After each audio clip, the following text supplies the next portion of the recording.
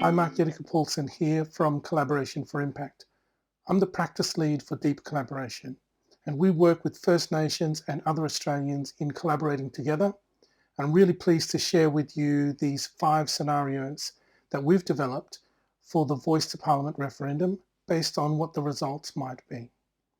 So these scenarios are designed to help us discuss and prepare and navigate what might happen in the conditions based on the results. And so we'll be sharing with you 1 scenario per day this week as a way to generate the discussion in the final moments of the campaigning. So we trust that these will help you to prepare yourselves to navigate based on the results and prepare yourselves to think through the possibilities and opportunities to continue to work together. So just a quick recap on the 5 scenarios. The first scenario is called Stabilising the Base, and this is based on a high no vote. The second scenario is called Changing the Game, and that's based on a high yes vote. The third scenario is called Just Over the Line, and that's based on a low or marginal yes vote. The fourth scenario is called Narrow Escape, and that's based on a low or marginal no vote. And the fifth and final scenario is called Mixed Message, and that's where you can have a majority of votes in the first majority, which is all the population, but then you will have states locked at 3 and 3, which constitutes not a majority. So you will have a result of victory for the no campaign, but then you'll also have people saying, but we got a majority across all of Australia. So that's why it's called Mixed Message. So let's have a look at each one of these scenarios now, and we'll have a look at the scenario for today.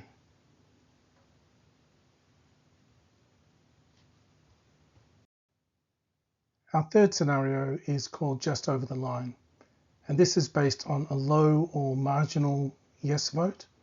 It's a victory for the yes campaign, but it also means a divided or split electorate.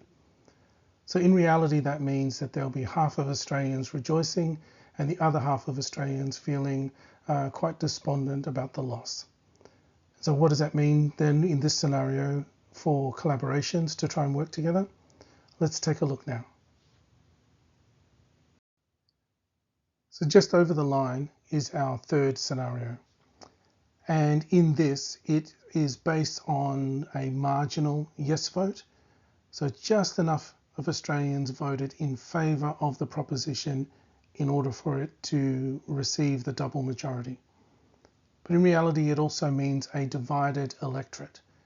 So the reality of the tough work then that's involved is that there'll be many Australians feeling loss, as well as many Australians rejoicing for the win. So there's a recognition that enough Australians tipped the scales for this to go forward. So there's an acceptance of the messaging, an acceptance of the proposition, an acceptance of the principle. So the matter of First Nations recognition is endorsed, but the proposition carries, just enough of endorsement. It's not as emphatic as if it was high. It is accepted that the voice will proceed, and so things will be put in place to make the next steps in terms of law and policies. So the authorization is there, but it's also not really, really strong. So that means that there'll be other elements within the statement from the heart, which will be like, I'm not sure that that's going to go forward now. But the major challenge for this scenario is the reality of the split electorate. How will this scenario move forward when there are so many Australians who are feeling the loss and feeling that this is not right for the country? So the victorious campaign will need to engage and bring along all of those who feel the loss to ensure that the voice will include their interests. So some of the collaboration considerations will be, how will people feel like their interests and loyalties and concerns are being treated fairly going forward? How will the narrow win impact political and social conditions for collaborations?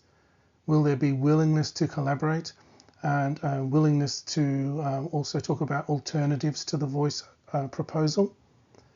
And how will collaboration efforts focus on a reset and a reconvening to explore the next steps and next strategies?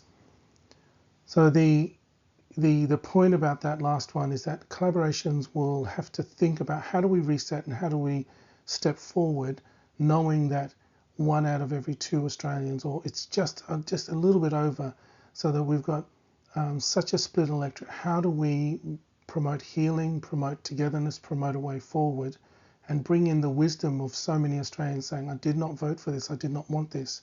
How do we bring that wisdom into the collaborations going forward? So again, the reflective questions here is to help us to piece together, so what does this mean for our context? How will we move forward?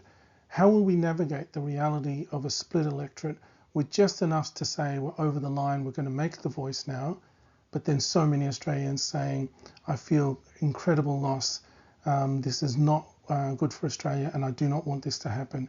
How will we move forward and go together in that scenario?